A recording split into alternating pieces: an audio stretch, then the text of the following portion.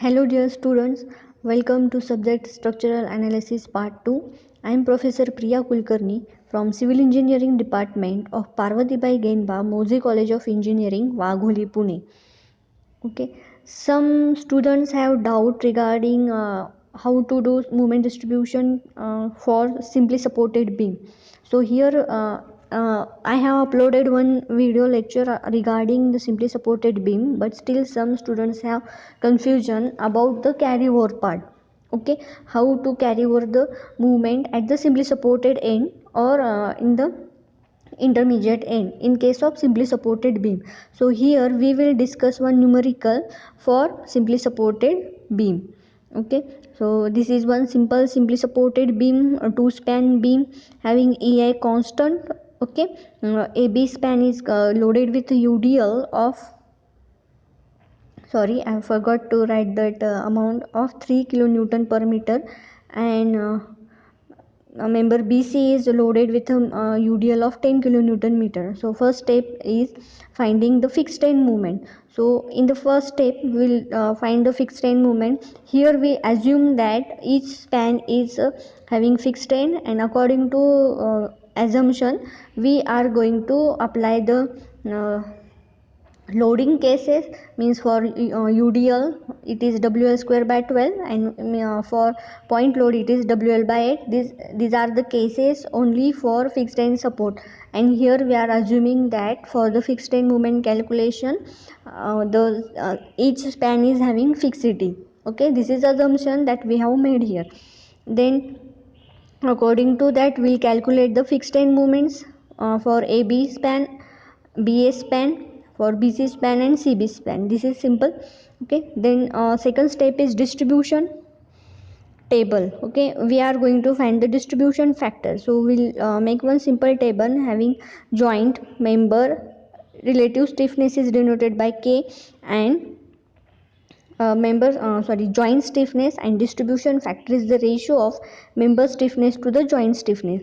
So here we'll mark up joints A, B, C. Then according to that, whatever the members coming or emerging from that joint, we'll mark that down. So AB, joint A has only one member, that is AB. Joint B has two members, BA and BC. Joint C has one member, CB. Okay, now for stiffness, if the far end is simply supported, then we have to consider the relative stiffness as 3/4 of I by L. Okay, so we are going to consider 3/4 of I by L for simply supported case. There are basic two things that you have to remember in case of relative stiffness. Those are, if the far end is fixed or far end is intermediate, then we are going to consider relative stiffness as I divided by L. I is moment of inertia, L is length of that particular span. Okay, and if the far end is roller supported, hinge supported or simply supported, then in that case we'll consider the relative stiffness as 3/4 of I by L, provided that I is constant. Okay, if suppose in this case AB span is having 2I, means 2 times of moment of inertia, and BC is having 3I, 3 times moment of inertia, then accordingly we'll put that 3 into I or 2 into I value for this case. Okay, in finding the relative stiffness. Okay, so just be alert what the givens are there. Okay, then summation of K, that is it is the summation of members meeting at that particular joint. So BA plus BC is equals to 0.875 I. Okay, then we'll calculate the distribution factor, that is 0.43. What is the distribution factor? It is 0.375 I divided by 0.875 I. It comes as 0.43, and for BC span it is 0.5 I divided by 0.875 I. It comes as 0.57. Okay, so these are the distribution factors. Then in third step we'll do the moment distribution work. Okay, now here what you have to remember, two things very clearly. If the far end is fixed or far end is intermediate, then we are going to carry over half the movement. Okay, half the movement will distribute to the other end.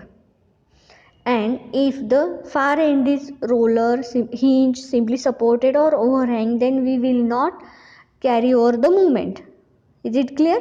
Then we will not carry over the movement. This is the first thing that you have to remember. Okay, then we'll prepare this usual table for movement distribution work. It is known as movement distribution table. We'll mark up joint A, B, C. Below that joints, we write the members at that particular joint. So AB, BA, BC, CB. Then we'll write the distribution factor. So we have distribution factor at joint B only, it is 0.43 and it is 0.57. Okay, now here in case of carryover, just here. Okay, now consider first joint B. Okay, here, sorry, then first consider joint A. For joint A, far end is B. Okay, so this B is what? Intermediate. Okay, similarly for joint C, far end is C and this C is intermediate, so we will carry over half the movement at that B joint. Okay, whatever will be the movement at joint A or at joint C will carry over half to the B joint.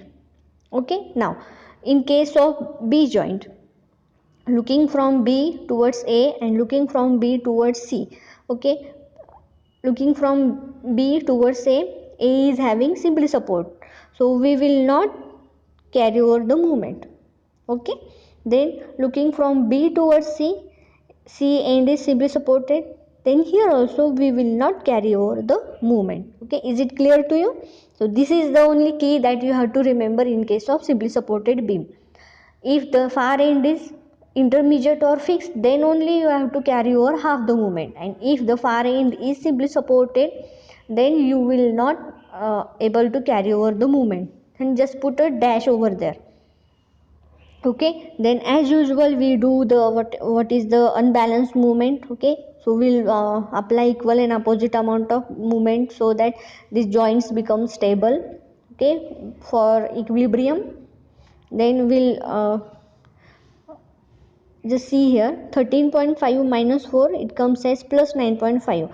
So we have to apply minus 9.5 movement so as to keep this joint B in stable form. Okay, so minus 9.5 into 0.43, this is the distribution factor for BA, it comes as minus 4.1, and minus 9.5 into 0.57 will get minus 5.4.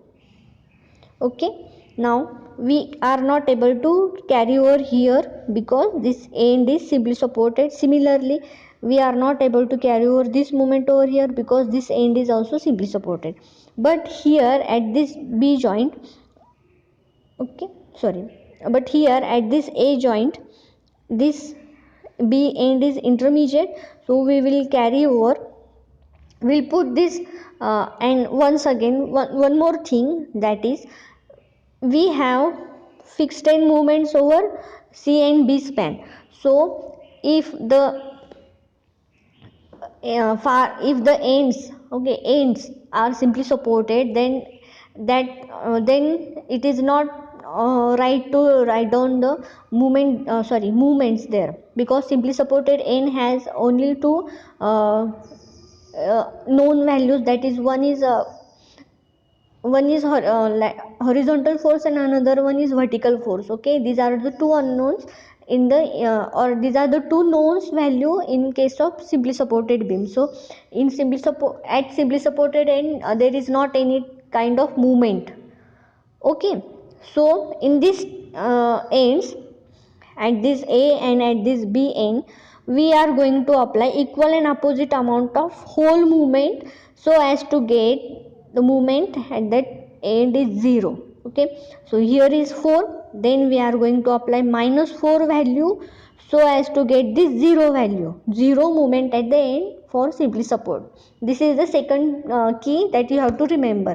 Okay, first you have to do the carry over thing. Okay, that I think it is clear to you. And second thing, at the ends at the simply supported ends the moment is 0, so that's why you have to apply equal and opposite amount of whole moment. Just don't, obviously at the simply supported end there is no any distribution factor, okay, so you have to apply whole amount of equal and opposite movement so as to get the zero movement at the end. Okay, this is the second key that you have to remember in case of movement distribution method for simply supported case. Okay, so we have multiplied with a minus 4 here, and we have multiplied with a we have added equal and opposite amount of movement. Okay, and since this B joint is intermediate joint, then we are going to distribute half the movement. So minus 4 half comes as minus 2 here, and 13.5 half is 6.75. Then this is the balance movement. Okay, this is 0, this is true, and that is check for you while you are solving the numericals. Okay, then we'll again find the difference. It comes as plus 4.75, so we'll add minus 4.75 and we get the equal and opposite amount of value at that joint, and we'll stop the iterations. Okay, at this point where each joint has equal and opposite amount of movement, so that then only this joint will become in equilibrium, or then only this joint become in stable position. Okay, so when we got this step, then we'll stop the iterations, and these are our final movements. Okay, I think now it is clear to you. If you have any doubts again regarding the simply supported case, then you please feel free to ask, and also watch the earlier video for simply supported case that I have uploaded. Okay, thank you. Stay safe.